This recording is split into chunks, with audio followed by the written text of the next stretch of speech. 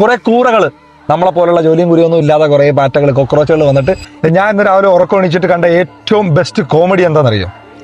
ലോകത്തിലെ ഏറ്റവും വലിയ ലാർജസ്റ്റ് ഡെമോക്രസി എന്ന് പറയുന്നത് ഇന്ത്യയിലാണ്. അങ്ങനെ പറയേണ്ട അവസ്ഥയാണ് ഇപ്പം ഏകദേശം.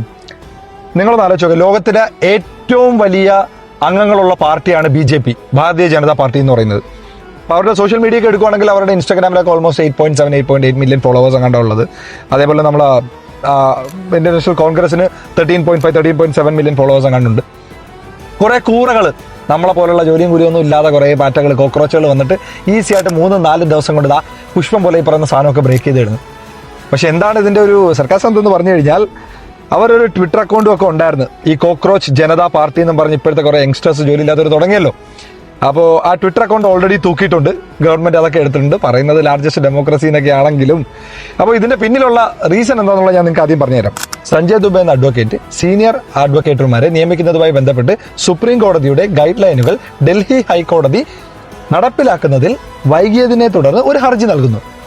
ഈ ഹർജി പരിഗണിക്കുന്നതിനിടയിൽ ചീഫ് ജസ്റ്റിസ് ആയിട്ടുള്ള സൂര്യകാന്ത് എന്ന് പറയുന്ന പുള്ളി പറഞ്ഞ വാക്കുകളാണ് ഇത്രയും വലിയ അമർഷത്തിന് ഫുള്ള് കാരണമായത്. പുള്ളിക്കാരൻ പറഞ്ഞ എന്താ സംഭവം എന്ന് പറഞ്ഞു കഴിഞ്ഞാൽ ഞാൻ നിങ്ങൾക്ക് ചുരുക്കത്തിൽ പറഞ്ഞുതരാം.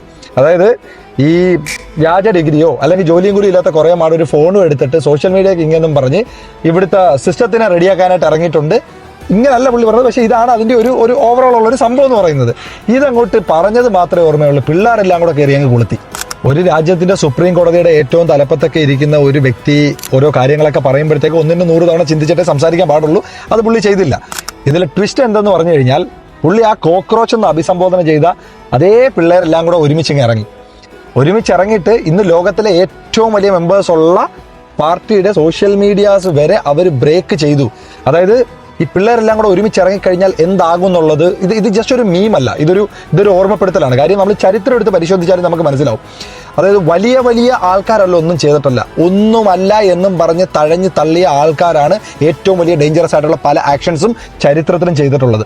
അപ്പോൾ നമ്മൾ മനസ്സിലാക്കേണ്ടുള്ള ഒരു കാര്യം, ഇന്ന് ഒരു 3-4 ദിവസം കൊണ്ട് ലോകത്തിൻ്റെ റെക്കോർഡ് വരെ അവർക്കിപ്പോൾ ബ്രേക്ക് ചെയ്യാൻ പറ്റിയിട്ടുണ്ടെങ്കിൽ ഒന്ന് മെനക്കെട്ട് അവർ ഇറങ്ങിക്കഴിഞ്ഞാൽ എന്തൊക്കെ നടക്കും എന്നുള്ളത് ഈ പറയുന്ന എല്ലാവരും, അത് പാർട്ടിക്കാരായിക്കോട്ടെ, രാജ്യങ്ങളായിക്കോട്ടെ, ഗവൺമെൻറ് ആയിക്കോട്ടെ, അടിച്ചമർത്താൻ ശ്രമിക്കുന്നവരായിക്കോട്ടെ, എല്ലാവരും ഒന്നുകൂടെ ഓർക്കുന്നത് നല്ലതാണ്.